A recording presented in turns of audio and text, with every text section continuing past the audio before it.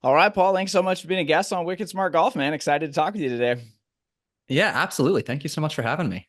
Yeah, man, you got a cool story. I'm excited to kind of dive in. You've been all over the place. I feel like I've listened to you on a bunch of podcasts and helping golfers with the mental game, which is obviously a big component of playing Wicked Smart Golf. So that's kind of the first pillar. I don't know how much you know about Wicked Smart Golf, but the first one is all about mastering the mental game because it is, like you said, such a big part of this game. It's not everything. I wish it was because it's a lot more fun sometimes, but unfortunately, we still got to practice and work on our short game, swing, all the other stuff. But Hmm. if you don't have the right mindset, things get really tough. So before getting into kind of your expertise now and how you're helping golfers, share a little bit of your background because I know you used to be in the fitness world and have kind of transitioned now to high performance coaching. But take us back a little bit because it's a cool journey you've been on. Yeah, I appreciate it. So picture a multi-sport athlete in high school who at 16 years old is a whopping maybe 5'3" on a good day, 110 pounds soaking wet.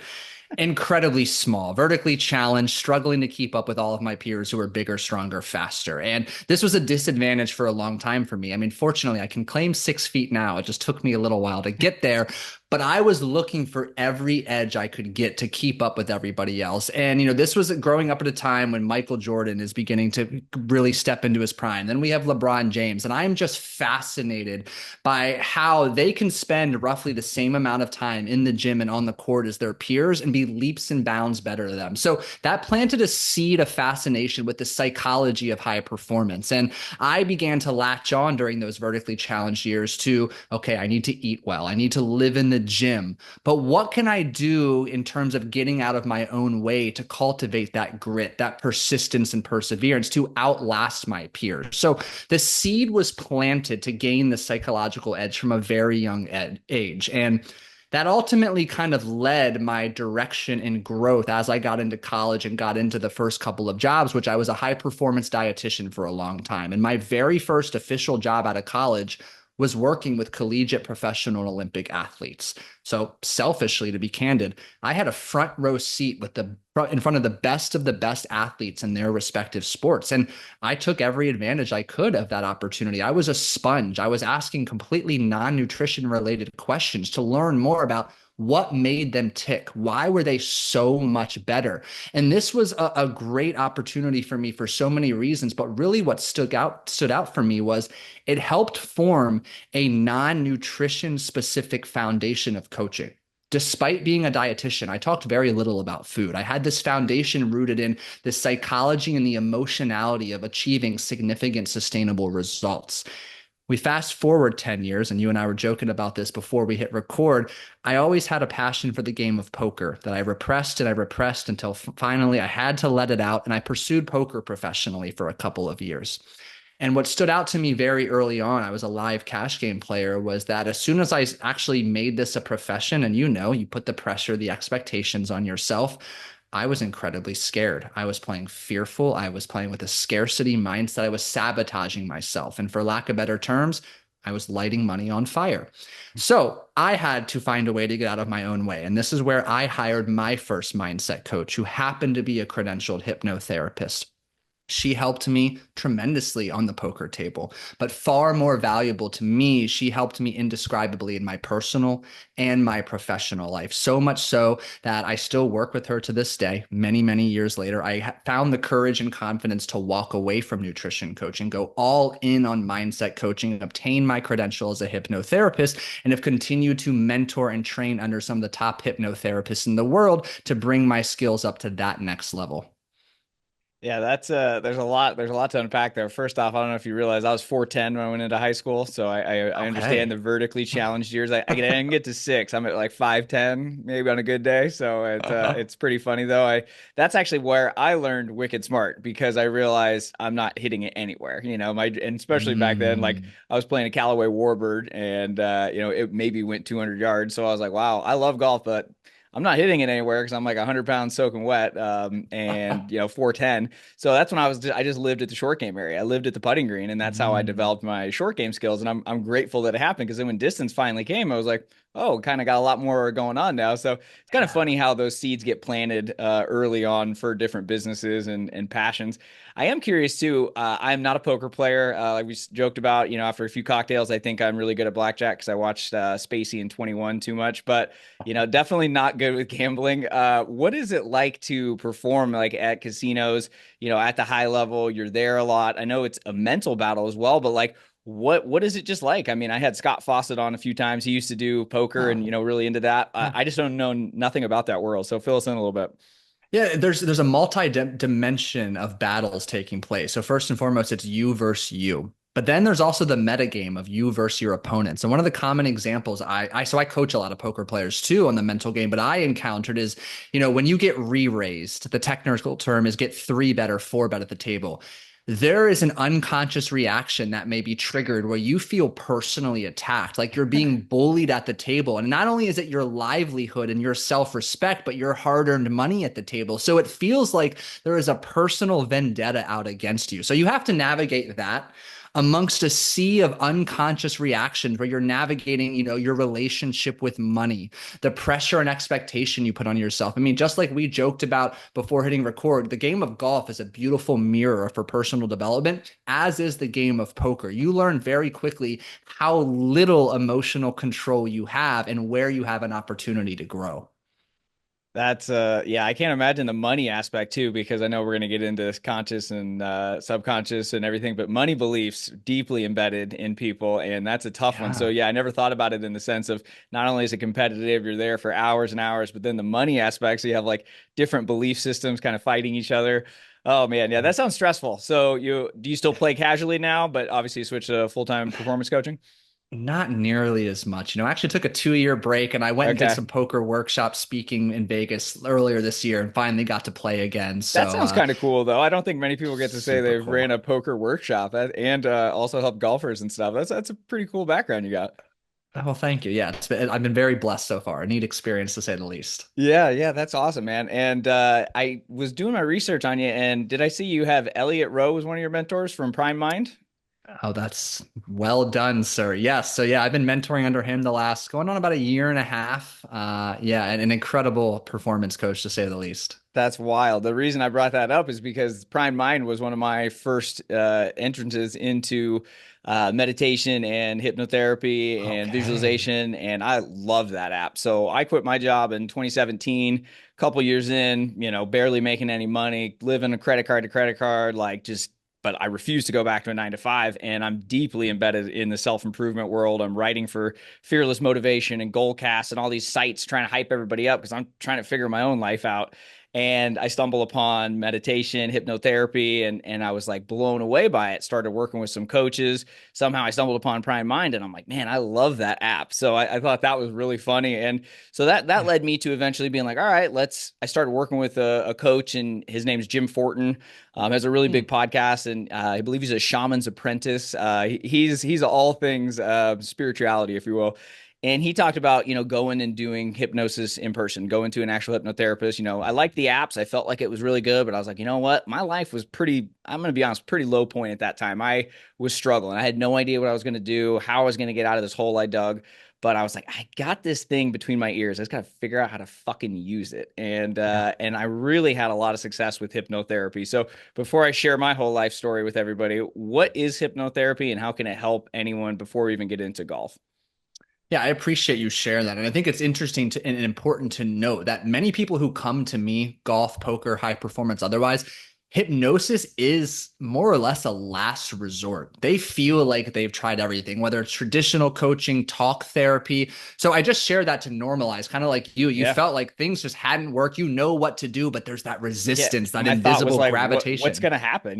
Like it, Yeah. like what's a couple $100 at this point? I didn't feel like there was any downsides, and the more you start to study the mind a little bit, it kind of makes sense. So I won't spoil this for you, but that I think that is good and important to break it down because this stuff is scary to some people because it is so misinterpreted and misunderstood. So I guess elaborate how everyone can benefit from it and why it does work. Yeah. So first and foremost, what is hypnosis not? That is where we have to begin because thanks to Hollywood, Las Vegas. Everybody thinks I'm going to get on Zoom with them and I'm going to dangle that pocket watch. I'm going to say, you're getting sleepy. I'm going to get you to cluck like a chicken. And truthfully, if that's what you want to pay me to do, we can make that happen. But that is completely unlike anything that I do. So hypnosis is not mind control. It's not brainwashing. It's not me extracting your deepest, darkest secret. You are awake, alert, conscious, and in control every step of the way. Hypnosis is a fancy way to stay achieving a state of deep relaxation with the intention to make positive change. Now, hypnosis is also a safe, natural state of mind that every single one of you listening right now has already been in multiple times per day. We characterize hypnosis by the type of brainwave we are producing. So right now, Michael and I are having an engaged conversation, primarily producing beta brainwaves. The relaxed state you achieve when you start daydreaming in the shower, you start producing alpha brainwaves. And we go a little bit below that, a little bit deeper relaxation. We produce those theta brainwaves, the same brainwaves you produce the moment you transition from sleeping to waking in the morning, when you are caught up in a good book, when you are lost in your favorite TV show, or when you're locked into that flow state on the golf course. So I share that just to reiterate how normal, natural, and safe, and likely familiar you are with that hypnotic state. Now, the reason people have a little apprehension is because they think they're going to surrender those secrets. They're going to lose control. I have many people tell me they fear that once they get in that hypnotic state, they're going to stay there. They're never going to be able to get back out. All of that, again, not true. You're awake, alert, conscious, and in control every step of the way. But as you began to allude to, the magic, if you will, the beauty, the power in hypnosis lies in two key benefits that we derive from that deeply relaxed state. First and foremost, we are able to bypass that critical factor of your conscious mind. We all have that harsh inner critic that says, Paul, you suck. Paul, that'll never work. Paul, why bother? Play it small. We sidestep all of that noise and negativity. And two, we connect with your subconscious mind, which is home to your imagination, your intuition, your problem solving skills, your creativity. It's also home to your emotions, your beliefs, your fears, your habits, and your values. So I use hypnosis as a way to uncover the origin of those beliefs, behaviors, and emotions that are outdated and counterproductive to create an opportunity to not only understand when, why, and how you learned to fear failure or to crumble under pressure, and it give you an opportunity to either unlearn those behaviors and beliefs or upgrade them so they're aligned with the person you wish to become. Yeah, I mean it really I wish I always joke with like guests like you that are, we're mindset people. I wish they taught anything like this in school. God forbid. The reason I realize they don't though is because they don't want people to know how to use their mind and think for themselves because then the whole system would fail. And so I So don't well said. I don't think I have to really fight you on that. I think you would agree there because it really is powerful because then you realize there's a lot of stuff that we just aren't like, that go take this pill, go do this. And it's like, maybe we just figure out how to use our mind and things are going to get a lot better and we're not going to rely on big pharma the whole rest of our lives. And so I love this topic. And just to share my story a little bit with the audience to kind of like let people know, like it helps with everything. Like I went in originally for kind of just anxiety. I don't know if it was depression. It was just like I had no idea what I was doing and the voices in my head would not stop pretty much. And I Mm. remember the first time I went, the next day I was walking to the gym. It was really early in the morning, and all of a sudden I heard these birds chirping, and I had this weird thought, and I was like, "Holy shit! Like, have they always been there?" And I realized that the voices in my head were just quiet for a little while, and I had just kind of had this like calming effect that nothing else, transcendental meditation or breath work, nothing else had quite done this level of it. And I was like, wow. And so it really helped with the anxiety piece and the ability to get out of that, like, information overload and like go and actually do the things that would grow my business and get me out of this hole I dug. And like, so that was like the first thing I realized. And then I was like, wow, I'm really starting to see success with it. Let's see if I can get it with golf, And I was trying to go pro. I went to Q school and I was getting ready to go to Q school actually. And so I started doing it for golf and I was like, wow, this stuff really works. And we got into confidence and different things. So I think it's cool because, whether you're smoking or you eat too much or you need help with golf, like it really does help with everything. And you touched on it a little bit because of the ability to tap into the conscious or the subconscious. So kind of explain the difference between the two, because again, everybody forgot to tell us that in school. Yeah, absolutely. So your conscious mind is where deliberate thought and awareness reside. It's where, we are living right now in this conversation. And to give another relatable example, if you go to traditional therapy, which I'll be honest, I've had some positive experience with it myself. I think there's a time and a place for it.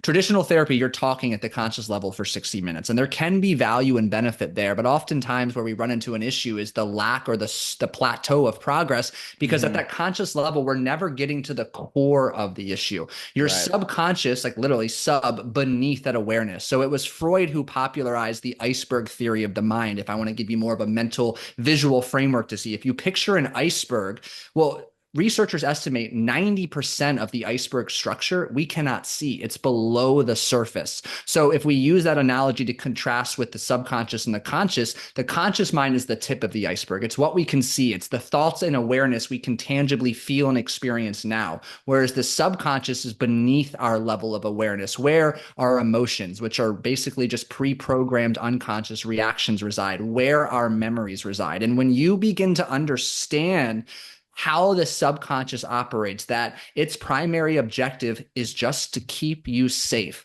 When you understand the subconscious is irrational as hell and outdated, yet still wants to keep you safe, you can work with that. When you understand the subconscious literally wants to bring your thoughts to fruition, you can plant the appropriate seeds that nourish and blossom as you need them to. Yeah, I was always kind of explained to it like it's a program running a tape, but you have to go in and switch the tape out. Like the problem is it Yeah. doesn't, say this is a good one or a bad one. It's just running the tape of our old programs. I think Dr. Bruce Lipton talked about that a lot. And so it's like when you understand that we just got to change the message on that tape because it's just, repeating those old patterns. And a lot of it really comes from our youth, right? So explain kind of 0 to 7 and how we're like sponges at that point. Yeah, I'm so happy you use that tape analogy, because literally, despite being, a hypnotherapist, what I'm actually doing is dehypnotizing you. You've Hmm. been conditioned, particularly those impressive formative years, ages 0 to 7. I talked about the benefit of that theta brainwave state, which is what you achieve in hypnosis. For the first 7 years of your life, you are walking theta brainwave state. And as you can begin to connect the dots of what Michael and I are sharing, is you are in that sponge-like state. You are incredibly receptive and accepting of suggestions. You download all of the little intricacies of how topics are talked about: Hmm. money, love, society. You pick up on both the conscious and unconscious, the verbal and nonverbal cues. And scientists estimate by the age of 7, 95% of your belief system is formed. What you believe to be true about yourself, about other people, about life, what you believe. And this is where I do a lot of my work. What you believe you are deserving, worthy, and capable of is mainly formed before the age of 7. And as you can imagine, that just hardens and crystallizes with each passing year. So as I get into working with an individual, I use hypnosis to uncover the origin of these beliefs. When did you believe you weren't capable of achieving a goal? When did you believe or learn to believe it's not safe to have success? And we go back to some of those formative years and we work to do the necessary healing, reframing, and upgrading to create a sense of safety. Because at some point, if you're struggling, for example, with performance anxiety, you might have learned that it's not safe to have a success. It's not safe to stand out. Well, we can create a sense of safety that now aligns a sense of congruency between who you need to become to achieve that goal and making sure you feel safe stepping out of your comfort zone. Yeah, I mean, we could talk all day about this. I geek out on this stuff too. So the way I was always taught about this too is that like talk therapy, and I've never really done talk therapy per se, just because I never understood the point of just rehashing all my problems. Like they're there, like let's do something. I'm a doer. Like when somebody Yeah. comes to me with a problem, I have zero empathy usually. I'm not. My girlfriend reminds me of this. Like it's not something I try to be. I'm just a problem solver. Tony Robbins is like, let's focus 5% on the problem, 95% on the solution. That's kind of my outlook on golf, life, anything. So it's like when I started to go to hypnotherapy, what I liked is like I don't have to figure out like, oh, my dad got mad when I was young, so that's how I learned anger. Like, yeah, I'm sure that like comes in, but now it's like, how can I be more mellow out on the golf course? And we start to rewire those tapes, and we start to just, I'm an impatient guy, and I probably always will be. I like to move fast, so I like, you get it. But I like with hypnotherapy because it's like you don't have to spend years and years rehashing it. Like you can see results pretty quickly because that gatekeeper, the conscious mind is just, he's taking a nap Yeah. and you get to go right in there, right? So that's how I always understood it. Is that kind of, am I on the right path? Spot on. And I'll back up how well said that was with some research too for the listeners. There was a research review done, a big meta-analysis of dozens, if not hundreds of studies. And believe it or not, it was done 54 years ago, 1970. And what it did was compare all of the available literature. And they used, just bear with me on the terminology, that instead of how impactful was the session, they used like recovery rate or impact rate. But basically, they compare the impact or the positive impact of those engaged in traditional talk therapy versus those engaging in hypnotherapy. And what they found was, on average, those participating in traditional talk therapy experienced a 38% positive recovery. Nothing to write home about. Even more, that 38% recovery came after an average of 600 sessions, which, for those of you counting, is more than 10 years of weekly therapy. That is Now, wild. right? But just because of the point you mentioned is you keep talking about it at the conscious level, you're just ingraining those neural pathways. You're firing and firing Right. them. It just continues to be the norm. So then we contrast that to hypnotherapy. And what researchers found was, on average, those participating in hypnotherapy experienced a 93% recovery. I mean, hey, that's an A in my book, but even more after an average of 6 sessions. So Wow. safe, fast, effective.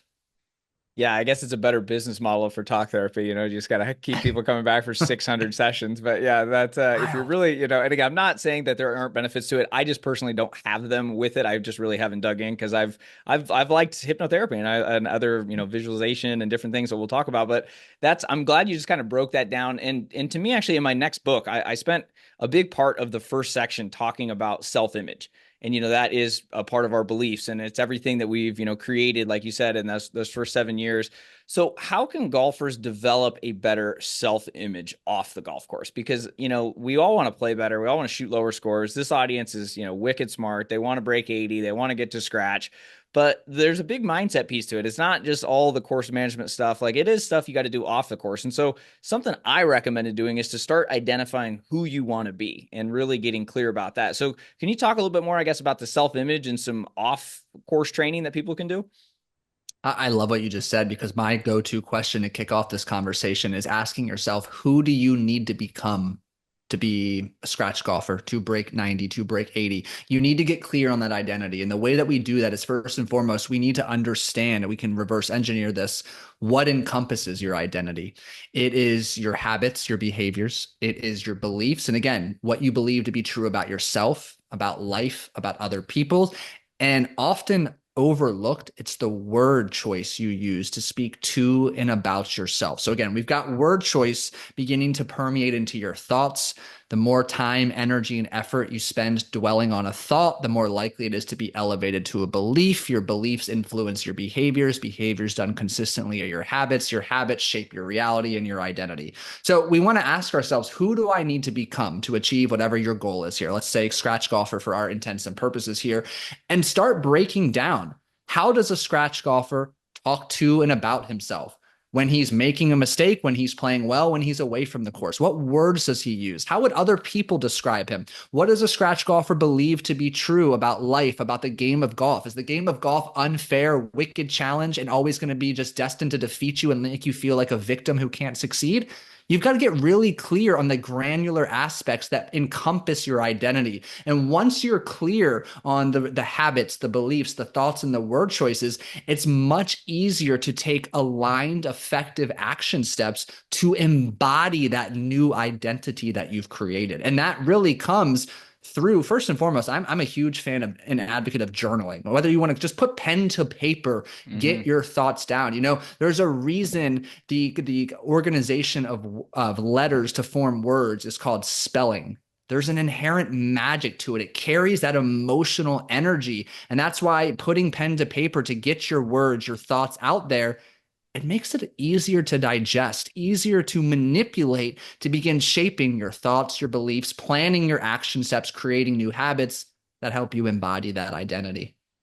Yeah, that's what I never thought about the spelling thing, by the way. That's cool. I like that my head just Right? kind of exploded right there. I feel like too, I don't know if maybe I've read this or just heard this, but like when you do write with your own handwriting too, it's more directly to your subconscious because it realizes like that's your language, that's your pattern. Is that true, or is that just something I might have read on a No, false I've source? heard that too, and I'll go Okay. one step further. I'm trying to find the book is around me. The author of the book Homecoming. I can't. It's on my one of these shelves around me. But Yeah, you're good. he even goes out to argue that writing with your non-dominant hand Mm, speaks directly to your inner child. mm. Food for thought. Interesting. Oh boy, that would Yeah. take me a while. My left hand Right. skills are. But because I, think about that though. Look how much time and energy you have to yeah. dedicate to trying to make an H or a J with your non-dominant hand. Yeah, no, you're 100% right. It would take me a whole day to write my goals down left-handed. I did have to do it in well no, I guess I broke my left arm in middle school, but yeah, I remember just being like, man, this is tough. So one thing too that I was thinking about with the self-image. So I feel like you nailed it. Like, so if we get our self-image down, that's kind of where hypnotherapy can come in, or affirmations, right? Or a little combination of both, because the only way we're reprogramming the subby, as I like to call them, is to make sure either repetition or go into that theta wave and kind of changing the tape at that level. So that's Mhm. why I wrote about in my new book, like to make sure we're getting the self image, like you said, the habits, the beliefs, figuring out who you are, and then it's about starting to reprogram the subconscious. So can you talk about what that process looks like? Absolutely. So you use affirmations, positive statements, and they can even be neutral statements at time, Mm-hmm. and maybe we'll unpack that eventually. But yeah, it's those statements of belief, of conviction that you begin to embody. They're strongly worded, emotionally charged reminders about who you are stepping into. And Mm-hmm. again, we go to the power of words. Words carry emotional weight with them. So just even the practice of having a journaling practice, having a meditation or a guided self hypnosis, you can even throw a breathwork practice in there. Mm-hmm. These are quick ways to directly connect with your subconscious periodically throughout the day where you can then embed or plant that new seed. And it is the collective practice of mindfully opening the gate to your subconscious mind and continuing to feed what it is you want to step into and create. Doing so consistently in that relaxed theta brainwave state acts as a catalyst, extra fuel in the fire, so to speak, to embody that person you need to become.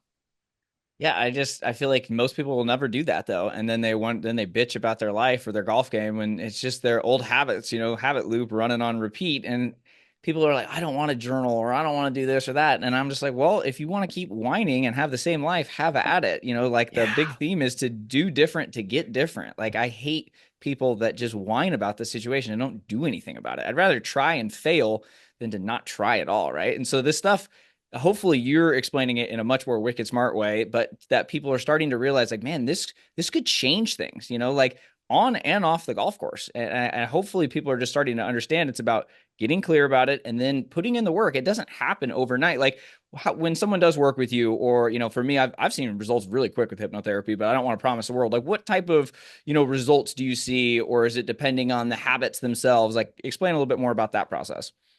Absolutely. And I echo your sentiment. I never like to overpromise. First and foremost, I will tell you objectively speaking, I always structure in packages of 10 calls, but within the first call, I mean, the way like a process might unfold over 10 calls is like those first 3 to 5 calls, we've hit some big freaking rocks. We've diffused some big Mm-hmm. emotions. We've dismantled some destructive mindset programs where right away there might be a handful of strong emotional releases that you instantly feel lightness, ease, a handful of subtle shifts that begin to accumulate to just this newfound embodiment of the identity you've been trying to create. And then we enter a period of what I like to call fine tuning. We're greasing the groove or fine tuning, smoothing out the edges. And with every new level, comes a new devil. So then all of a sudden we might uncover another big block where it's like, oh, okay, there's a little bit of a deeper approach we need to take. But to go back to the core of the question is, if you show up coachable and open-minded with the courage to look inward, that is a recipe for fast success of both awareness, so long as awareness is complemented with action. So it can be, I mean, after my first session, I often just notice in their tangible subjective feedback, there's a noticeable feeling or experiential difference. And then, of course, we need time to integrate, and we just keep building also off of that positive momentum that's been generated. Yeah, it's not a one-time thing, and Correct. that's important, for everyone to remember for anything. Like if you're trying to change your swing, it's not a one Yeah. lesson in your fix. The same thing with this; it's a process, and like you said, you're gonna get better if you keep doing these things. But then you will have new challenges to face, just like if you're growing your business or trying to lose weight. Like there's always new levels to it. It's not like, oh, I'm just gonna do this thing one time. Like these habits took years, sometimes decades to develop. Like we Yeah. have to have that patience and process. So I'm glad you kind of structure that with students and kind of set that precedent because everything's promising everything overnight, right? Like the Amazon Yeah. effect, as I call it. So it's unfortunate, but I really think hypnotherapy can speed it up a lot more. So what do people, golfers specifically, when they visit you and work with you, what are the main issues they're coming with? Yeah, and I'm going to add one note, and I'll dive in all things Yeah. golf. I always think it's important too. People ask me like, how many sessions is it going to take? Well, I just shared, I always start with the package of 10.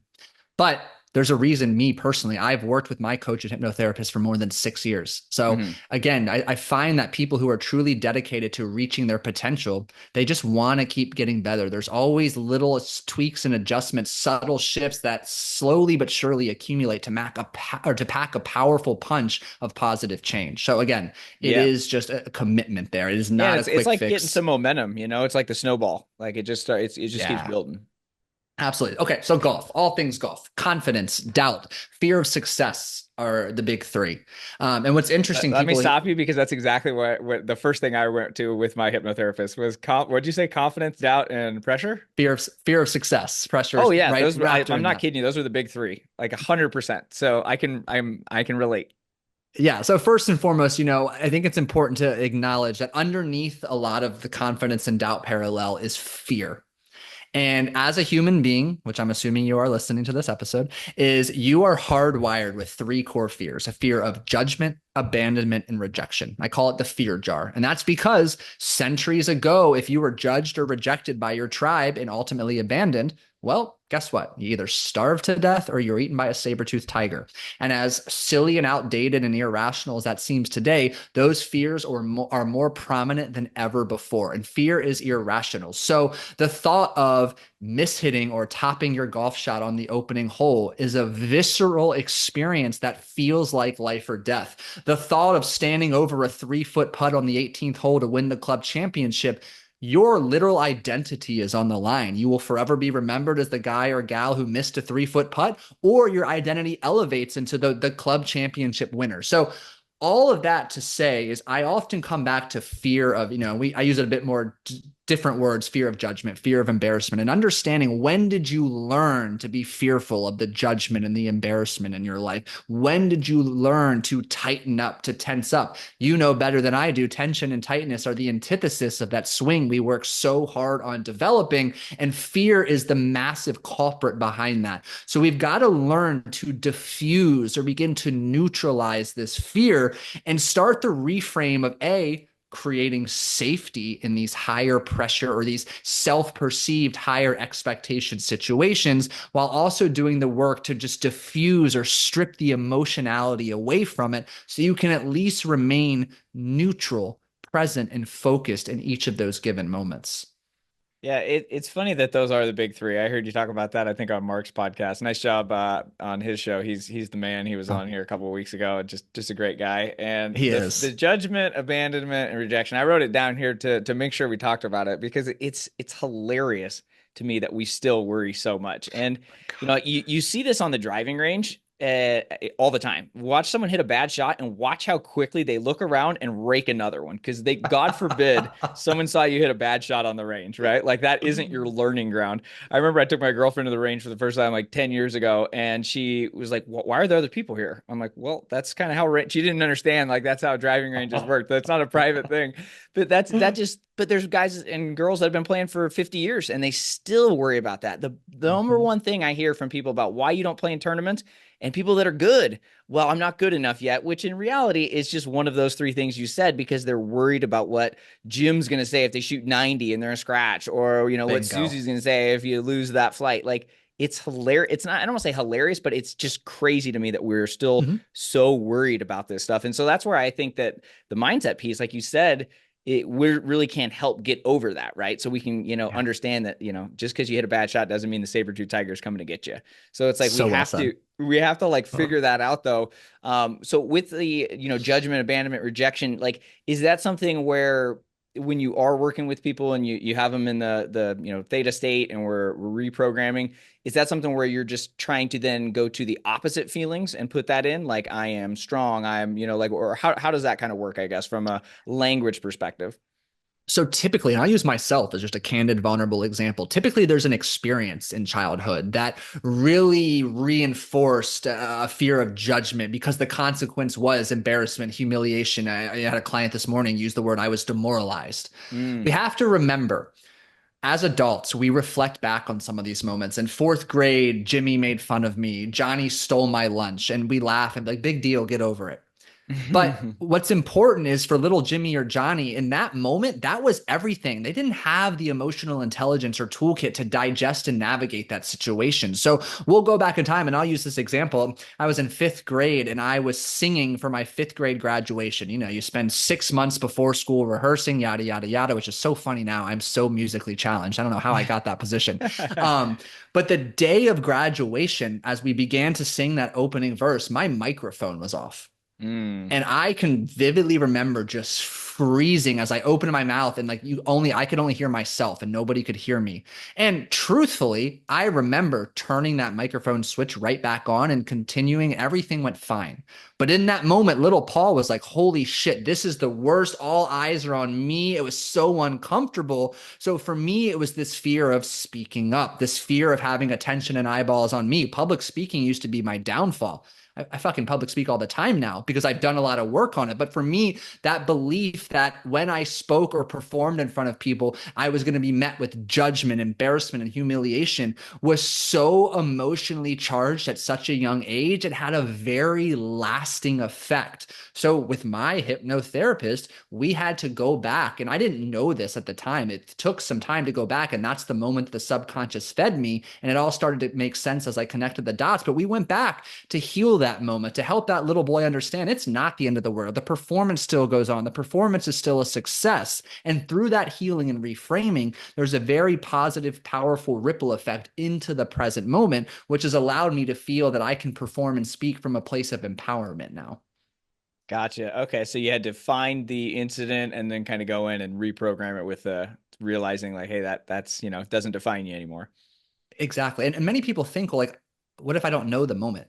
Well, guess Mm. what? You probably don't. When you get in that relaxed state, you bypass that overly Mm. judgmental voice of your conscious mind. Remember, your subconscious wants to help you. I always tell my clients it's going to take us where we need to go and show us what we need to see. Yet there's always going to be a little voice in the back of your head that says, why in the hell am I going back to fourth grade when Jimmy stole my lunch? Why is that relevant? And Hmm. again, I have to remind them, like, your conscious mind is rational. It's going to try to rationalize it. Your subconscious mind is not, but your subconscious mind is showing you this memory for a reason. We need to go there and explore it. Yeah, that's an interesting one, and I think one that every golfer can relate to with is when you get off to a hot start or when you're doing better than you normally do. Talk about Mhm. what that fear is when let's say you're, even for me, I mean, everybody feels it at some level, but let's say I get off 3 birdies in the first 5 holes, it's easy to start going down the, whoa, if I keep this up, right? So why is like getting out of your comfort zone and going low sometimes or getting off to a hot start so difficult for your subconscious? Yeah, so remember, your subconscious wants to keep you safe. Anytime you step outside of your comfort zone, which, if you're not accustomed to normally birding 3 out of the first 5 holes, it's unfamiliar. Your Hmm. subconscious goes, wait a second, this is unknown. What's on the other side? And you and I both know it has no shortage of self-sabotaging behaviors it can deploy to bring us back into that comfort zone. So it all has to come back to a lack of safety, which is so beautifully related to what we've discussed. It's your identity. You don't embody the identity of someone who birdies 3 out of every 5 holes yet. We'll get you there. Don't worry. But with that said, if you're shooting in the mid 80s and all of a sudden you are 3 under after 9, 10, 11 holes, there is an identity incongruency. So your subconscious will begin to deploy. And it's not these big emotional blowups that you might be thinking. It's a Yeah. collection of subtle behaviors. You lose focus there. You bypass your pre-shot routine here. You don't think twice about your club selection, your strategy here. They begin to add up. And again, this is now we get stuck in that negative snowball effect. And the reason Right. is your subconscious is working to bring you back down to a safety. So this is where fear of success comes into play. A lot of us think about when we're dreaming and goal setting, we kind of get lost in la la land, just kind of dreaming about raising our ceiling. So my work is really about raising our floor, raising the floor of where you feel safe first. I like to use a hot air balloon analogy. We can easily go higher and higher and get lost up there, but we feel a hell of a lot safer, especially if you're fearful of heights, on the ground. So if we want to go higher, we've got to raise our ground level to becoming someone who embodies a sense of safety, scoring as low as we just shared in that example. It's funny too, because it can go the other way. If you get off to a terrible start and you're just like, and then you give up, quote unquote, stop trying, Mm-hmm. and then all of a sudden you level back out. It's funny how so that's why I wanted to talk so much about the self-image portion of it, because it's like if we're incongruent with our belief system, it's easy to, like you said, self-sabotage. And it doesn't say, hey, I'm about to self-sabotage you. Like you said, it's like, oh, I'm going to worry about what the group behind me thinks, or, I'm going to stop my pre-shot routine. Like you said, like it's funny how these little triggers can kind of do it. What should people think about then? Let's say you do get off to a hot start. What are some words or statements or thoughts you could have to say, "Hey, this is where I'm supposed to be." This is normal. I expect this. And I'm also a big fan of on the course breath work as a Mm, way. I like to use to liken breath work to a dial or a control system. We can use our breath to turn down the dial of doubt, of fear, to turn up the dial of confidence, but most mhm, importantly, to regain focus in the present moment. That present moment presents an opportunity for clarity, to feel and experience a sense of groundedness where we can connect with ourselves and remind ourselves, I deserve to be here. I've mhm. put in the work. This is normal. I expect this. And we have to be frank, the first time you're starting to really drop your score, and this is especially true for someone who's breaking a milestone, breaking 80, shooting par, shooting under par, you might have to have dozens of micro moments where you're refocusing those last 6 holes. And that's the way you start to subtly but surely anchor a sense of safety that you belong. It's normal and safe to shoot that score. Yeah, I always tell people to stop running from it. I think a lot of people Yeah. like don't want to, I'm not like superstitious with the no-hitter stuff. And, like to me in golf, I'm not saying you should brag about it. The golf gods can humble us for sure. But I think at the same time, running away from it's not going to help either, right? It's like anytime we say don't think about the, water right there, of course, that's all we think about. So it's like, don't think about your score, or, someone tells you, wow, you're, even par on the front nine. And then people are like, oh no. And they like put their head down. So I'm glad you had some strategies for them to be like, hey, this is where I'm supposed to be. Like that those little things. And I'm a big language guy too. So I couldn't agree Yeah. more with everything we need to say is intentional. After a bad hole, let's say blow up holes. That's a number two thing I hear from people. Consistent golf and blow up holes, break 80. Those are kind of the big three. After a blow up hole, what should we be doing? You mentioned breath work a little bit too on the last one. Can you kind of elaborate maybe on how that might tie into stress on the golf course? Absolutely. So I have two types or buckets of breath work, if you will. First and foremost is the type that grounds us, that calms us down. When we get excited, we're riding that high of, oh shit, I just had 3 birdies, or I'm Mm, completely performing better than expected lately. We need to have some breath work to calm us down. And that's where box breathing comes into play. It's focusing more of our breath through our nose. We're lengthening our exhales. And I'm a fan of box breathing. I call it 4-7-8's another one, mm-hmm. or I have a 1-to-1-2-3 one. But then simultaneously too, like after a blow up hole, it's so easy to want to throw in the towel. It's so easy to allow our mind to drift to all of these, let's be candid, very dark, lonely places. So I'm a big fan of, let me be very candid, is not the most appealing breath work to do on the course. You might get some funny looks. I call it a rapid reset breath, and I will humbly demonstrate it here. If you're watching on video, I'll explain it first for the audience listening. It's 2 sharp inhales through your nose and a loud audible exhale through the mouth. And let me at least help you understand why. Think about exhaling or inhaling through your nose sharply consecutively. That takes presence. And the reason that's so important is you can't be anywhere else but in that present moment. Otherwise, you're going to burn your nose. The loud, audible exhale is literally an emotional release valve. Because let's be honest, coming off of a blow up hole, you're angry, you're frustrated. You need to have some acceptance, some I call it passionate acceptance. You have 10 seconds to ruminate, if you will, before you have to passionately accept and move on. But I'm a big fan of the rapid reset breath, which sounds and looks like this. Again, it is not the most, you're not going to pick up your That's better significant than other on throwing the a golf club though, or course. screaming, I suck at golf. I hate this fucking game, right? So Very, very true. But it's a way to anchor you in the present and start releasing that pent up emotion that's Mhm. going to cause tightness and tension in your next swing if you don't do anything with it. That's great. Yeah, I've been really getting into breathing the last few weeks from NeuroPeak Pro. I had Andy on Hmm. from there, and I my breathing was terrible. I knew nothing about it. My exhale was, I was a mouth breather, and so I've been like at 3 a.m. this morning. I couldn't sleep, so I got up and started doing my breathing techniques and stuff. So I Okay. think there's a lot of power. I'm learning more about that too. But it's funny how much that connects with the mindset piece and just how we can do that to stay calm. Man, you've given us so much stuff. We could talk all day. It's been awesome. Before getting into my last question here, where is the best place people can connect with you, coach? Learn from you. I know you have a podcast as well.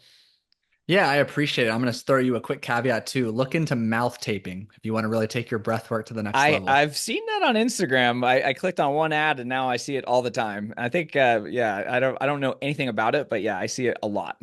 Game changer to say the Okay. least. Okay. I digress, but no, I appreciate you asking. Yeah, I have a podcast. It's called the Scratch Golfers Mindset Podcast. I bring on wonderful mental game experts. You're going to come on here shortly too, just to continue to unpack the need to know information. So again, Scratch Golfers Mindset Podcast on all major platforms. And I have a free weekly newsletter called the More Pars Than Bogeys newsletter, where I just further unpack some of the great topics and concepts we discussed here today in a written format so that you can better digest it and keep coming back to it.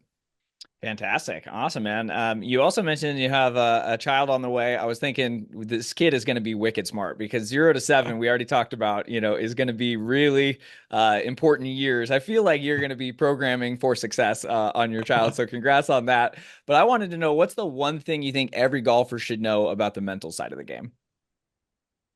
That's a great question. And thank you so much for the kind words. The one thing they should know is that you have the power literally between your ears to accomplish anything you desire. And more importantly, you deserve anything that you desire. And it all starts with between your ears.